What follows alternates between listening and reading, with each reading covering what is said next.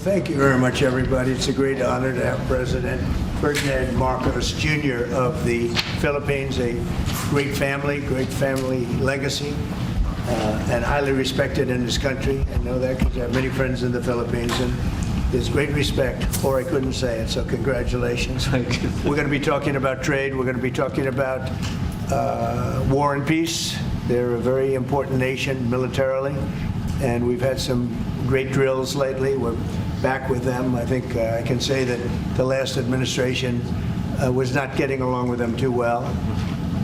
They didn't get along with anybody. They didn't know. Honestly, they didn't know what they were doing.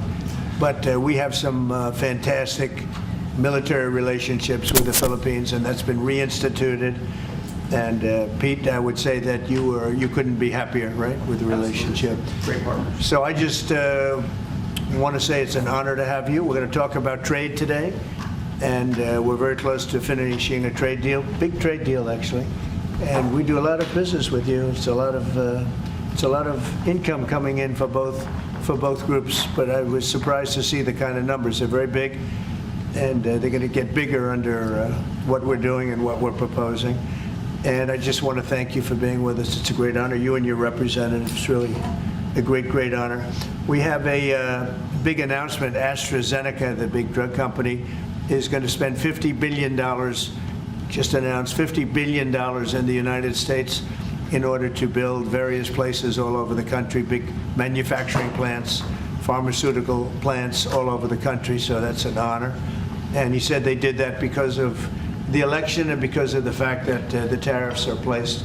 So they're building their facilities in New York. $50 billion, that's a big investment. And it's going to be a very good investment. I have no doubt about it. So thank you to AstraZeneca. And with that, I'd like to have you say a few words, please. Thank you very much, Mr. President. Of course, we're all very happy to be here to once again reaffirm the very strong ties between the Philippines and the United States, ties that go back over 100 years. And considering the context in which we live these days, especially in my part of the world, this has evolved into as important a relationship as is possible to have. We must remember that the United States is our only treaty partner in the Philippines, and that has stood us in good stead over the years, certainly through the Second World War, and the cultural memory of all Filipinos, down to even the school children, is that our strongest, closest, most reliable ally has always been the United States. That is something that we value, that we are grateful for, and that we will continue to foster as we go on. With the leadership of President Trump, I am very confident that we will be able to achieve that. I think it is worthwhile to remember that it was President Trump who, in his first term, characterized the relationship between the Philippines and the United States as ironclad. And that has been necessarily the case since that time that you made that statement, sir. And it is something that the Philippines will always hold close to its heart. Thank you once again, and we are honored, and it is our great pleasure to be here and to visit with the President of the United States. Thank you, sir. It's my great honor. Any questions, please? Yeah, please, go ahead. Go ahead. Mr. President, do you think that Fed Chair Jerome Powell should resign? No, I think he's doing a bad job, but he's going to be out pretty soon anyway. In eight months, he'll be out. But I call him too late. He's too late all the time. He should have lowered interest rates many times. Europe lowered their rate 10 times. We lowered ours none. And it's causing a problem for people that want to buy a home. Look, our economy is so strong now, we're blowing through everything. We're setting records. You know that, you see that. And whether it's the Philippines or anyone else, we're setting records at levels that nobody's ever seen before. But you know what? People aren't able to buy a house because this guy is a numbskull. He keeps the rates too high, and probably doing it for political reasons. The only time I remember him cutting rates, I mean, he cut the rates just before the election to try and help Kamala or whoever he was trying to help. He probably didn't know. And he's building a building. He's $2.7 billion. They have a $900 million overrun. What is that? And that was given by Biden. That was another Biden deal. And this guy's building this building that's severely overrun. And what does he need the building for? Why does he need space for more people? So they did a big study the other day, and they called all of the great intellects and the great economists and all of the great everything. And it was 71, and only 2 got it right. Me and another gentleman that happens to be very smart. 69 people got it wrong, and the Fed got it wrong, more wrong than anybody. And you know, he has these think tanks, and they build buildings for people that think. And it's really not thinking. It's a little bit of combination of thinking, but it's something you sort of have or you don't have. They don't. The job he's done is just terrible. He ought to raise interest rates. You know, we should be at 1%. We should be leading the world. Instead, we're paying 4%. And if you look at what that means, that's over $1 trillion in interest that we have to pay. That with the striking of a pen, we would be saving more than $1 trillion. Is that right, Scott? Do you have anything to say about it? Yes, sir. I called yesterday and this morning for the Fed to do a big internal investigation to understand not their monetary policy, but everything else. The Fed has had big mission creep, and that's where a lot of the spending's going. That's why they're building these new or refurbishing these buildings. And I think they got to stay in their lane. And I think that based on the way they cut rates last fall, they should be cutting rates now. It's inconceivable, I know the Fed very well, that they can be spending $2.7 billion to build a building. They don't do anything. It's the greatest job. You show up one day, a half a day, you make a little speech, the economy's doing well, the economy's not doing well, we're going to raise interest. And he's got it wrong. That's why I call him too late, T-O-O, too late.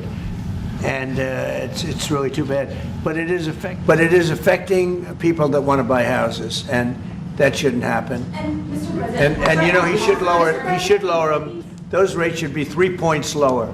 That's what they should be, 3 points lower, maybe more than that. I would like to ask both of you Yes. one person. Mr. President Marcos, next year, Philippines is going to be the rotating chair of ASEAN. I wonder how do you plan to balance your relationship between the United States and China? And for President Trump, Kremlin yesterday said if you are going to Beijing in September, they wouldn't rule out a meeting between you and President Putin. Is such a meeting possible? And how soon do you plan to visit China? Well, we have a lot of meetings possible. President Xi has invited me to China, and we'll probably be doing that in the not too distant future, a little bit out, but not too distant. And I've been invited by a lot of people, and we'll make those decisions pretty soon. Please. Well, as you say, we are chairing ASEAN for 2026. There is no need, in a sense, to balance, as you characterize as, to balance our relationship between the United States and China, simply because our foreign policy is an independent one, and we are essentially concerned with the defense of our territory and the exercise of our sovereign rights. Now, whether we do this not alone, we need to do this with our partners. And again, our strongest partner has always been the United States. But of course, we are trying to form coalitions and multilateral relations so that those like-minded nations who share the same values as we do, who hew to international law, most specifically the UNCLOS, present that position very clearly to anyone who has intentions of unilaterally changing the world order, and that is how we are guided in that. And I don't mind if he gets along with China, because we're getting along with China very well. We have a very good relationship. In fact, the magnets, which is a little complex piece of material, but the magnets are coming out, very well. They're sending them in record numbers. We're getting along with China very well, and I don't mind if the president dealt with China. If that's meant, because I think he has to do what's right for his country. I've always said, make the Philippines great again. Do whatever you need to do, but you're dealing with China wouldn't bother me at all. No, well, now it is something that we have to do in any case, Yeah. and certainly that. Mr. President, do you support the Justice Department seeking a new interview with Ghislaine Maxwell? And do you urge the Attorney General to seek one? I don't know anything about it. They're going to what? Meet her? Your Deputy Attorney General has reached out to Ghislaine Maxwell's attorney asking for a new interview. Yeah, I don't know about it, but I think it's something that sounds appropriate to do, yeah. Do you have any concern that your Deputy Attorney General, as your former attorney, would be conducting the interview, given? No, I have no concern. He's a very talented person. He's very smart. I didn't know that they were going to do it. I don't really follow that too much. It's sort of a witch hunt, just a continuation of the witch hunt. The witch hunt that you should be talking about is they caught President Obama absolutely cold, Tulsi Gabbard. What they did to this country in 2016, starting in 2016, but going up to 2020 in the election. They tried to rig the election, and they got caught. And there should be very severe consequences for that. You know, when we caught Hillary Clinton, I said, you know what? Let's not go too far here. It's the ex-wife of a president, and I thought it was sort of terrible. And I let her off the hook, and I'm very happy I did. But it's time to start, after what they did to me, and whether it's right or wrong, it's time to go after people. Obama's been caught directly. So people say, oh, you know, a group. It's not a group. It's Obama. His orders are on the paper. The papers are signed. The papers came right out of their office. They sent everything to be highly classified. Well, the highly classified's been released. And what they did in 2016 and in 2020 is very criminal. It's criminal at the highest level. So that's really the things you should be talking about. I know nothing about the other, but I think it's appropriate that they do go. May I ask you about that, Mr. President? Yeah. Tulsi Gabbard has submitted a criminal referral to the Department of Justice. From your perspective, who should the DOJ target as part of their investigation? What specific figures in the Obama administration? Well, based on what I read, and I read pretty much what you read, it would be President Obama. He started it. And Biden was there with him, and Comey was there, and Clapper. The whole group was there. Brennan, they were all there in a room. Right here, this was the room. This is much more beautiful than it was then, but that's okay. I have nice pictures up. They came out of the vaults. They were in there for 100 years. This is much more beautiful. We have the Declaration of Independence now in the room, which wasn't here. I guess people didn't feel too good about putting it here, but I do. But you know what? If you look at those papers, they have them stone cold, and it was President Obama. It wasn't lots of people all over the place. It was them too. But the leader of the gang was President Obama, Barack Hussein Obama. Have you heard of him? And except for the fact that he gets shielded by the press for his entire life, that's the one they, look, he's guilty. It's not a question, you know, I like to say, let's give it time. It's there, he's guilty. This was treason. This was every word you can think of. They tried to steal the election. They tried to obfuscate the election. They did things that nobody's ever even imagined, even in other countries. You've seen some pretty rough countries. This man has seen some pretty rough countries, but you've never seen anything like it. And we have all of the documents. And from what Tulsi told me, she's got thousands of additional documents coming. So President Obama, it was his concept, his idea, but he also got it from crooked Hillary Clinton. Crooked is a $3 bill. Hillary Clinton and her group, the Democrats, spent $12 million to Christopher Steele to write up a report that was a total fake report. Took 2 years to figure that out, but it came out that it was a total fake report. It was made up fiction. And they used that. Now, the one thing they weren't able to do was to, and probably the only thing I respect about the press in years is the press refused to write it before the election. They refused to put it in. The Steele report was a disaster. All lies, all fabrication, all admitted, an admitted fraud. She paid $12 million, and the Democrats, for that report to a wise guy named Christopher Steele. He wrote a phony report, and they wanted to get that report in before the election. And I'll tell you what, I talk about all the time, the fake news, how bad it is. But in this case, they wouldn't do it. They saw it, they read it, and they said, we don't believe it. And it was only after, substantially, like a month and a half after the election, that it got printed, and it was a big wisp. It was just like a bang of nothing, because the election had ended.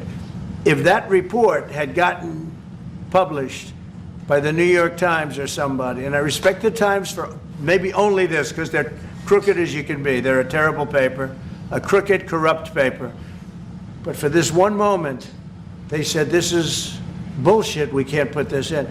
And neither could any other paper. Wall Street Journal's a lousy paper, very, very dishonest paper. As you see, I'm suing them for a lot of money because they do things very badly. It's got a nice name, but it's really, in my opinion, it's a terrible paper, and it can be corrupt. But just so you know, they didn't take the Steele report. It was the dossier. Remember the famous dossier? I called it the fake news dossier. The news wouldn't publish it. And I'm amazed. They had 2.5 months. It was finished. 2.5 months. That was supposed to be what was going to happen. And it got published a couple of months after the election. And frankly, nobody cared too much about it. But that was a big thing. No, we caught Hillary Clinton. We caught Barack Hussein Obama. They're the ones. And then you have many, many people under them. Susan Rice. They're all there. The names are all there. And I guess they figured they're going to put this in classified information and nobody will ever see it again, but it doesn't work that way. And it's the most unbelievable thing I think I've ever read. So you ought to take a look at that and stop talking about nonsense, because this is big stuff. Never has a thing like this happened in the history of our country. And by the way, it morphed into the 2020 race. And the 2020 race was rigged, and it was a rigged election.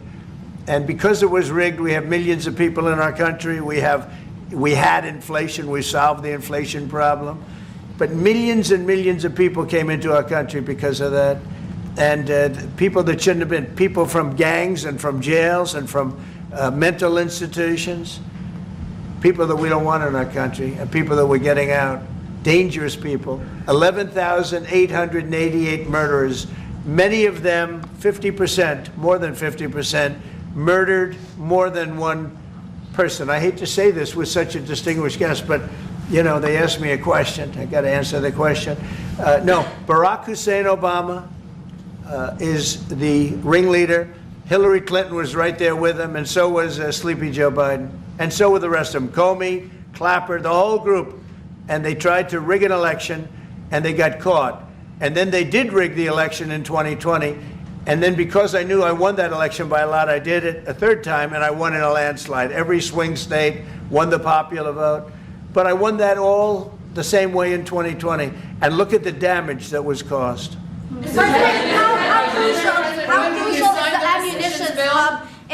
How crucial is the ammunition hub that the U.S. plans to build in Subic and the Luzon corridor, considering that these will be built in areas that hosts strategic ports as well as military air bases? You're talking ammunition? Yes, the U.S. House Congressional Committee on Appropriations approved a budget. Well, it's very important. Otherwise, we wouldn't have approved it. Sorry? Yeah, it's very important. Otherwise, we wouldn't. We need ammunition. We're going to end up in a few months, we'll have more ammunition than any country has ever had. We're going to have more missiles than any country has ever had. We're going to have all the speedy missiles. We'll have the speedy ones, the slow ones, the accurate ones, the ones that are slightly less accurate. We have everything. But we will have more ammunition than any country has ever had. It's very important to me. Okay. Go ahead, please, Red.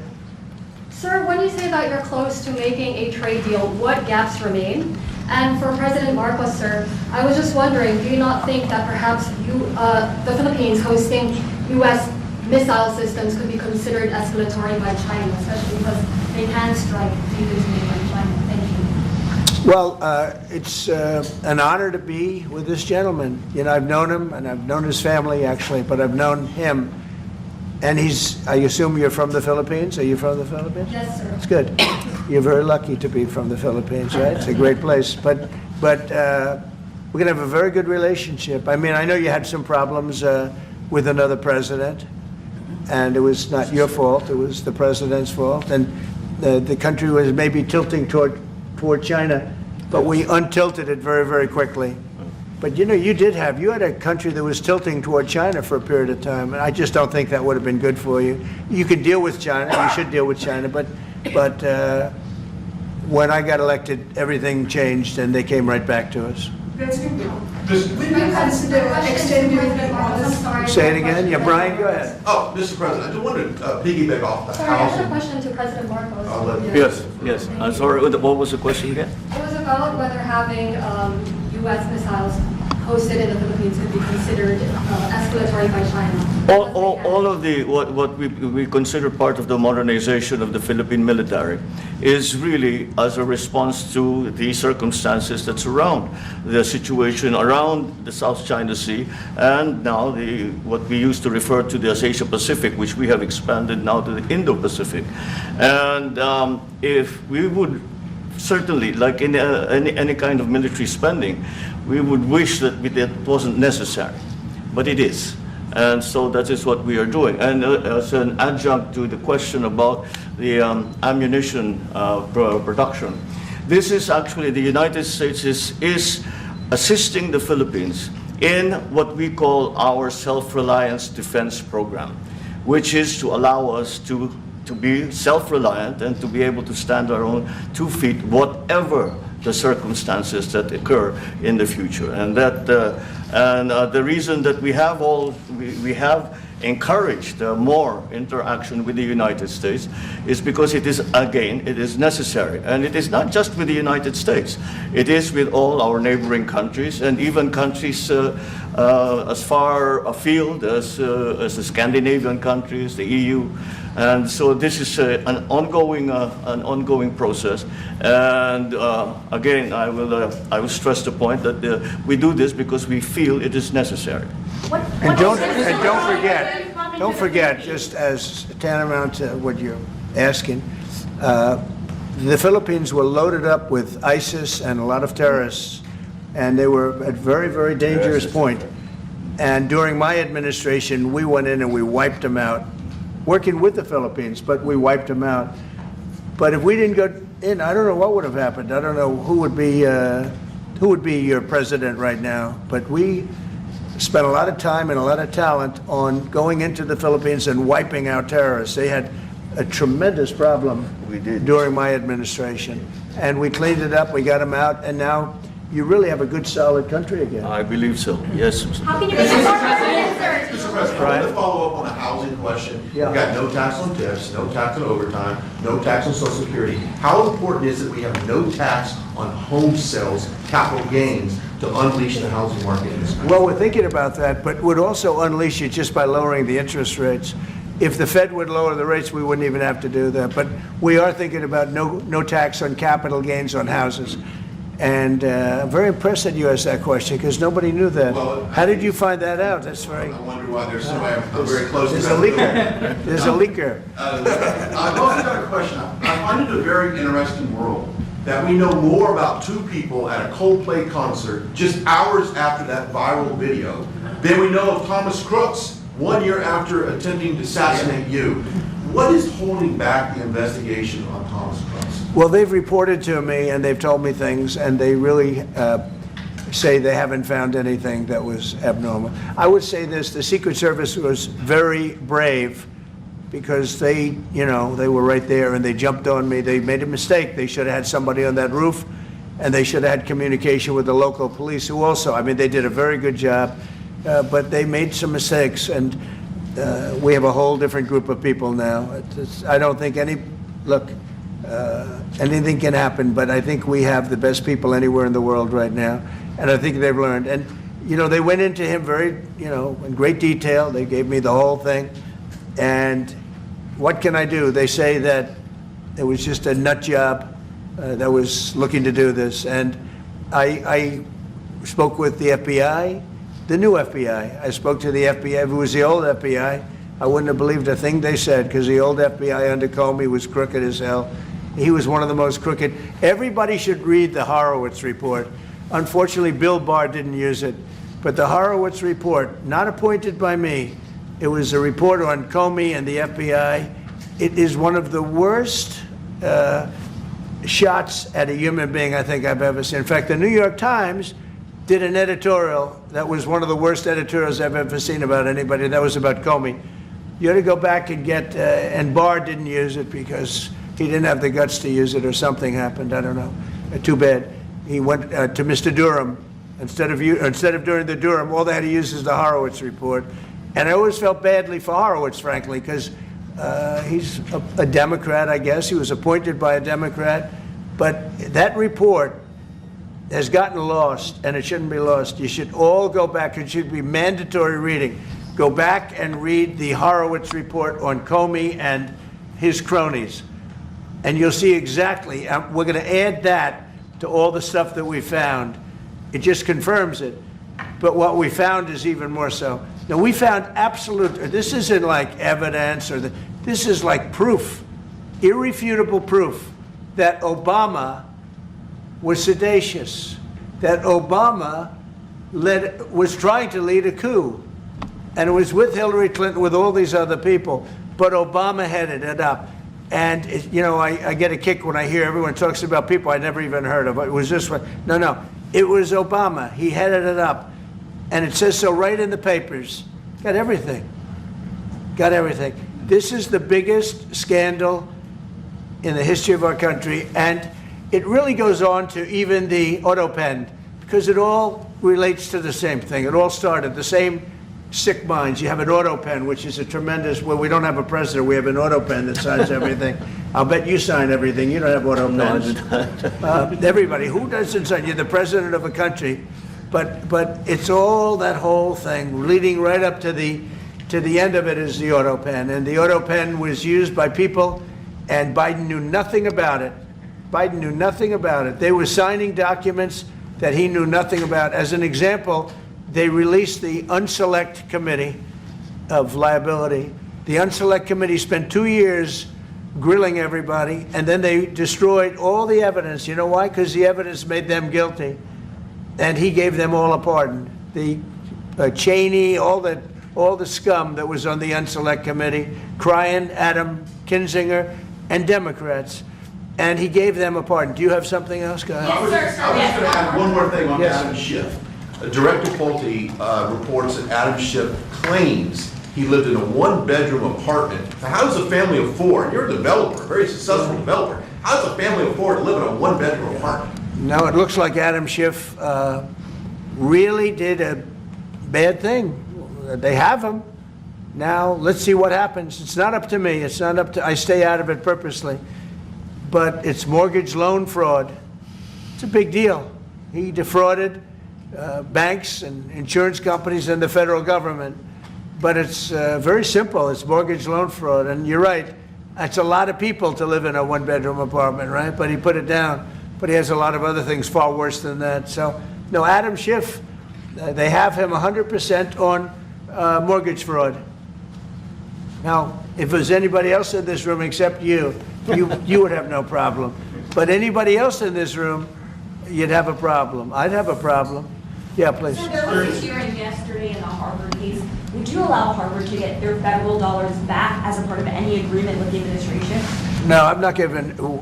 Harvard's been given $7 billion. Can you believe it? By the $7 billion, and we want money to go to all universities, not Harvard. Harvard got more than anybody else. They have $52 billion. They get huge tax incentives and tax breaks on that $52 billion. But they have $52 billion, and they got $7 billion over a short period of time. And we have a very hostile judge appointed by Barack Hussein Obama, a very, very hostile judge who knows exactly right from wrong, but you know, we expect to win it on appeal. She hasn't given a decision yet, but she's very hostile, and she was put by Barack Hussein Obama, and generally speaking, anybody that does that, we're gonna have problems with. So we don't expect to have. We won the case yesterday. Anybody that was there, that was a neutral, would say we easily won the case.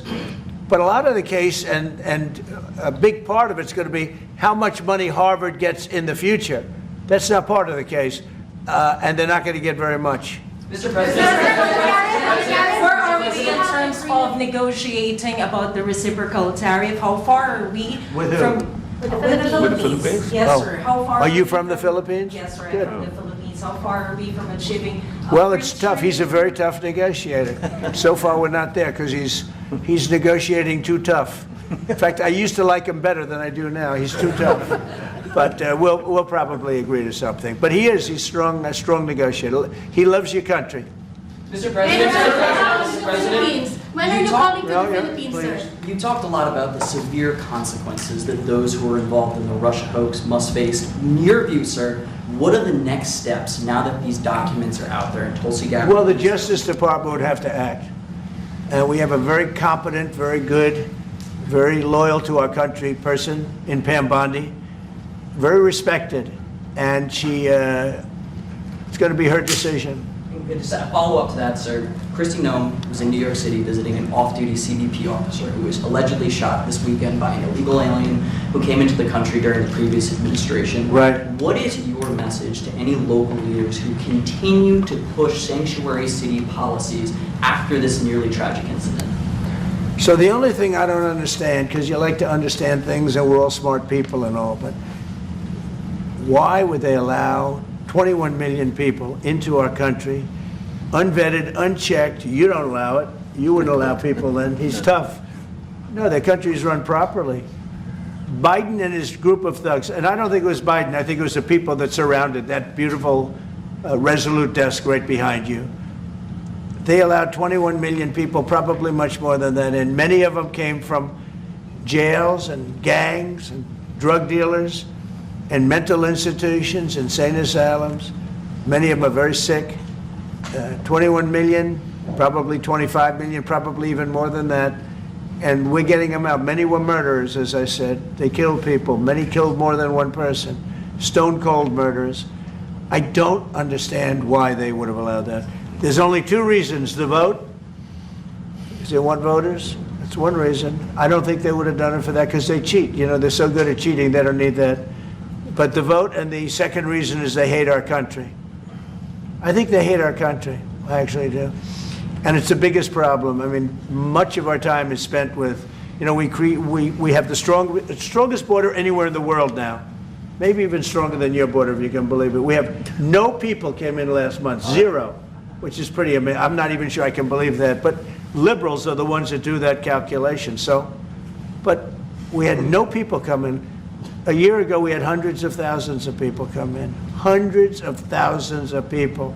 And they flowed in. And if it wasn't for the election, it would have been millions of people came in last year. So millions of people prior to election time, they allowed millions and millions of people to come into our, I mean, you saw it.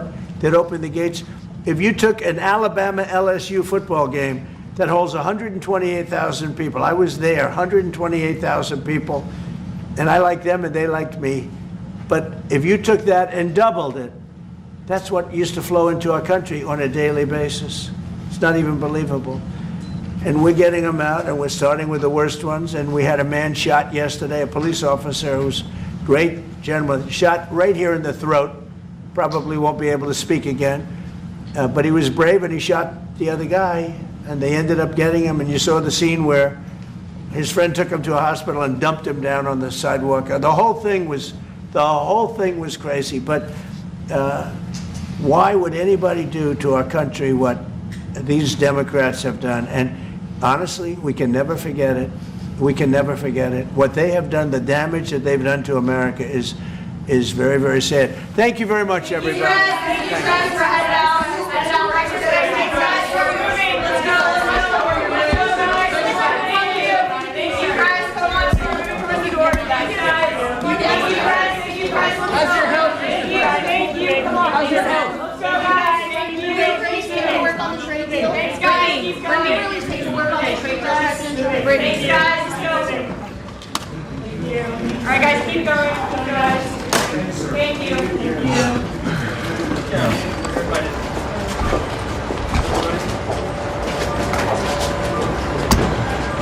We're walking.